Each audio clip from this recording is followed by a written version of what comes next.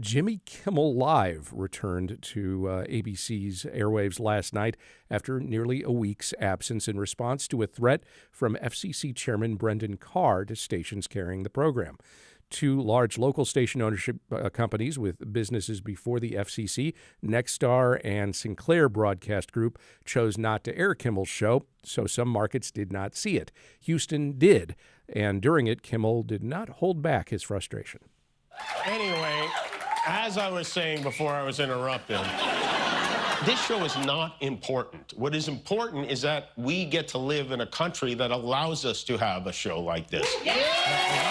Brendan Carr, the chairman of the FCC, telling an American company, we can do this the easy way or the hard way, and that these companies can find ways to change conduct and take action on Kimmel, or there's going to be additional work for the FCC ahead, in addition to being a direct violation of the First Amendment, is not a particularly intelligent threat to make in public. Ted Cruz said he sounded like a mafioso. Although, I don't know, if you want to hear a mob boss make a threat like that, you have to hide a microphone in a deli and park outside in a van with a tape recorder all night long. This genius said it on a podcast. Kimmel had a lot more to say, and if you missed it, it's worth checking out his full monologue on YouTube. But let's start here in our political roundup this morning with Party Politics co-host Brandon Rottinghaus and his fellow University of Houston political analyst Nancy Sims. Good morning to you both. Morning, Craig. Good morning. The two of you catch the monologue here? It was rather extensive. It was. I read reports of it. I haven't watched late night TV since Conan O'Brien left, so I'm still stung by that. But I think he makes a great point, which is that we have to protect the First Amendment. This system works if we keep it in balance, and if you take it out of that balance, then it has real consequences, and I think we've seen some of that the last few weeks. Yeah, as you heard Kimmel mention Senator Cruz, who was full-throated in his criticism of the Trump administration and Carr specifically exerting pressure to get Kimmel pulled from the air. Were you surprised that Cruz was as vocal about this as he was, or disappointed that his was one of the few voices on the political right calling this out? I would say maybe a little disappointed that he was one of the few, and, you know, glad to hear Ted Cruz defend the First Amendment. It was a good thing. But you know, a little disappointed that more people weren't speaking out. He also, as much as anything, noted it as a political calculation for Republicans that essentially was saying you'll come to regret doing this sort of thing. Yeah, it's as close, I think, as you're going to see to push back on Donald Trump. Defending the Constitution in this way is probably the most innocuous way that a Republican could do this. Ted Cruz definitely has higher ambitions, and so he can't be of the sort to say that the First Amendment doesn't apply. He also has an intense legal background that would definitely be at odds with somebody who would be against a First Amendment in any particular way. So I feel like reverting to the notion that these rights should be protected is a kind of most common sense approach, and hopefully things will calm down. But we've definitely seen a real assault on the First Amendment, and we've definitely had these moments before in our nation's history, and the case law generally is pretty clear about what is and is not protected speech. And I want to get to some of those other examples in a minute, but you mentioned President Trump, and Kimmel, of course, last night also went after the president for his comments, both past and present, calling for Kimmel to be taken off the air, and then after the administration for other indications that it may be trying to limit First Amendment protections, including a free press. Let's hear some of that. The President of the United States made it very clear he wants to see me and the hundreds of people who work here fired from our jobs. Our leader celebrates Americans losing their livelihoods because he can't take a joke. He was, and it's not just comedy, he's gunning for our journalists, too. He's suing them. He's bullying them. Over the weekend, his foxy friend Pete Hegseth announced a new policy that requires journalists with Pentagon press credentials to sign a pledge promising not to report information that hasn't been explicitly authorized for release. That includes unclassified information. They want to pick and choose what the news is. I know that's not as interesting as muzzling a comedian, but it's so important to have a free press, and it is nuts that we aren't paying more attention to it. Jimmy Kimmel speaking on his show, which returned on ABC last night. In the crush of other news, have we in fact given too little attention to this new policy out of the Pentagon? Well, I think the Pentagon policy is a bit concerning. And we've seen that off and on over the decades, as Brandon referenced.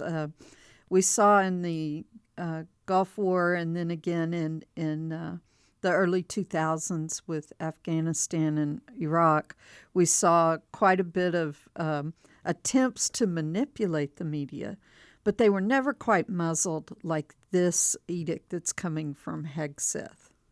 Brandon, is this different from those past instances of administrations trying, at the very least, to control the message? It's definitely different, and we know kind of from academic literature that the kind of media world is indexed by what official sourcing is, and so the official sourcing from the Pentagon obviously matters, what they say and do, but we've never been in a position where we've seen them expressly say that these are things that can and can't be covered, and we're going to dictate what that looks like. So obviously, reporters have found the way around this. The First Amendment still holds big and bright, and I think that's the success story here, but it certainly has been, I think, as big an erosion of the effort on the First Amendment that we've seen in many administrations. But it's not just the media. It's also professors at A&M and teachers at school districts across the country. It's not limited to just the media that we're moderating and tackling and firing people over things they say outside of their workplace environment.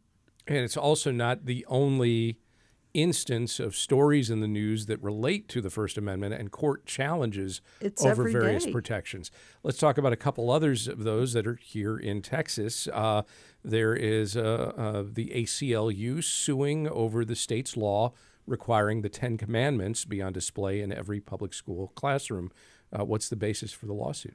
The kind of basis for the lawsuit is a different part of the First Amendment, right? The kind of religious freedom part of it. The organizations are suing these Texas school districts on the implementation of a law that requires these classrooms to have the 10 Commandments displayed. There's already been other lawsuits on this. A federal judge has temporarily blocked the law from going into effect. But only for a certain number of districts. Yes. Only the plaintiffs that were actually bringing that particular case, which does include Houston ISD, by the way. Exactly. And the way that this will come about, I think, is sort of, as we've seen many of these cases, be determined, and that's the question about the separation between church and state. And there's a lot of law on this that has the limitations on this, as well as the ways that they sort of can have this kind of intermingling effect. But I think that the ultimate effect is two politically. Number one, this is an obvious way for Republicans to be able to use the issue as a kind of continuation of the culture wars. They may lose this legal battle, but it's the fight that really counts for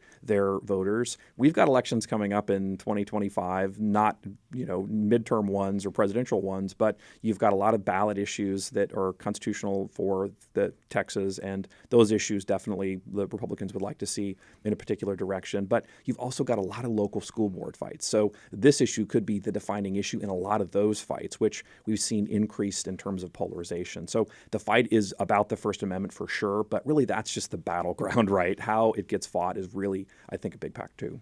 Nancy, anything you'd add to that? Well, I would just say ultimately we're kicking everything to the courts, and we see an inconsistent pattern among the courts on interpretation these days, and particularly when it rises to the level of the Supreme Court. And so I think it's something everyone needs to be watching closely, how the lower courts rule and then how the appeals work as they go further up the system. But the unfortunate thing about that is it takes years to work through the courts. So it's something we do need to be paying attention to. We have a listener who couldn't stay on the line, but wanted to note how there could be a comparison between Jimmy Kimmel being taken off the air and President Trump being banned from Twitter, and whether the folks crying foul now are being hypocritical. What do you think? There's certainly something to be said for that. This is different in that you've got kind of government controlling the airwaves, and so that edict, I think, is really the scary part. The president being banned formally from Twitter is a private company doing this. There are certainly elements of this that make it similar, but it has a slight difference in that it's the government controlling this and using that leverage to manipulate what gets on the air. And I guess maybe we should make the clear distinction here. So we are talking about decisions by private companies, ABC, Disney, also Nexstar and Sinclair, in terms of they're making their own decision about whether or not to put something on the air. On the other hand, they did so directly, immediately following pressure being exerted by the chairman of the FCC. And they hold licenses, whereas social media is privately owned at this point there's government regulation, but it's not controlling who can put up social media sites, whereas the airwaves are government controlled. Brandon, an interesting First Amendment court case in progress has to do with the U.S. Senate race here in Texas. Why are some news organizations suing to get some divorce records unsealed? These organizations, including the Texas Newsroom and ProPublica and the Texas Tribune, are suing to get the records for the divorce between Angela Paxton, who's a state senator, and Ken Paxton, who's the state's attorney general. Their argument is that this is a public record because it's public figures. So the implications are pretty significant. The Cornyn campaign is watching this with bated breath, wondering if they can get additional details to be able to use against Ken Paxton. That said, there's a lot of things they can use against Ken Paxton, and they have been doing that. You see a lot of digital ads run against him on various fraud issues he's been charged with, ethical violations, misconduct in various ways. The Daily Mail has reported that there was a second affair. There's a lot of smoke here, and so the implications to what is in this file has real ramifications for the primary in Texas. How much of that has to do with actual government and politics versus what might be exciting in a tabloid fashion? Well, it goes to character.